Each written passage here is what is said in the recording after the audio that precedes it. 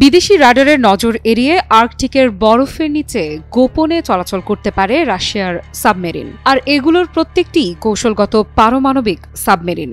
রাশিয়ার president Vladimir Putin ঘোষণা করেছেন তাদের কৌশলগত পারমাণবিক সাবমেরিনগুলো এখন আর্কটিকের বরফের নিচে এমনভাবে গোপনে চলাচল করতে সক্ষম যা কোনো বিদেশি রাডারেই ধরা পড়ে না। অর্থাৎ শত্রুর চোখে অদৃশ্য থেকে এই সাবমেরিনগুলো হাজার হাজার কিলোমিটার দূরেও বিধ্বংসী হামলা চালাতে পারে।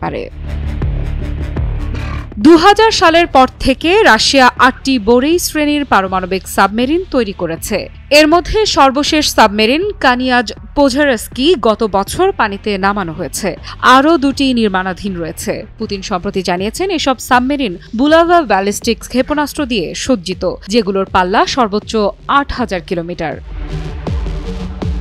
এই সাবমেরিনগুলো রাশিয়ার সামরিক শক্তিরই অনন্য নজির। পুতিন নিজেই বলেছেন, আমাদের সাবমেরিনগুলো বরফের নিচে ডুবে গিয়ে অদৃশ্য হয়ে যায়, এটিই আমাদের সামরিক সুবিধা। এই বক্তব্য শুধু রাশিয়ার শক্তি প্রদর্শন নয়, বরং প্রতিদ্বন্দ্বীদের উদ্দেশ্যে সরাসরি এক ধরনের সতর্ক বার্তাও। আর্কটিককে রাশিয়া সবসময়ই তাদের প্রতিরক্ষার অংশ হিসেবে দেখে এসেছে। এখানে বরফ গলতে শুরু করার ফলে তৈরি হচ্ছে নতুন নৌপথ, যা বৈশ্বিক বাণিজ্যের জন্য কৌশলগতভাবে অত্যন্ত গুরুত্বপূর্ণ হয়ে উঠছে।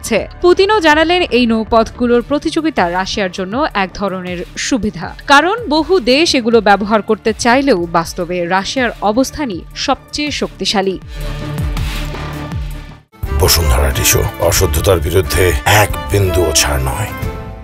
রাশিয়াই একমাত্র দেশ যাদের হাতে আছে নিজস্ব পারমাণবিক শক্তিচালিত আইস ব্রেকার নৌবহর। ফলে আর্কটিকের বরফ ভেঙে নতুন রুট উন্মুক্ত করার ক্ষমতাও শুধু তাদের হাতেই। বিশ্লেষকদের মতে আর্কটিককে কেন্দ্র করে এই সামরিক প্রতিযোগিতা শুধু রাশিয়া ও যুক্তরাষ্ট্রের মধ্যেই সীমাবদ্ধ নয়। চীন সহ আরও অনেক শক্তিধর দেশও এখন আর্কটিক অঞ্চলে নজর দিচ্ছে। তাই সামনে এই বরফাচ্ছন্ন অঞ্চল শুধু প্রকৃতি নয়, ভূ রাজনীতির নতুন যুদ্ধক্ষেত্রও হয়ে উঠতে পারে।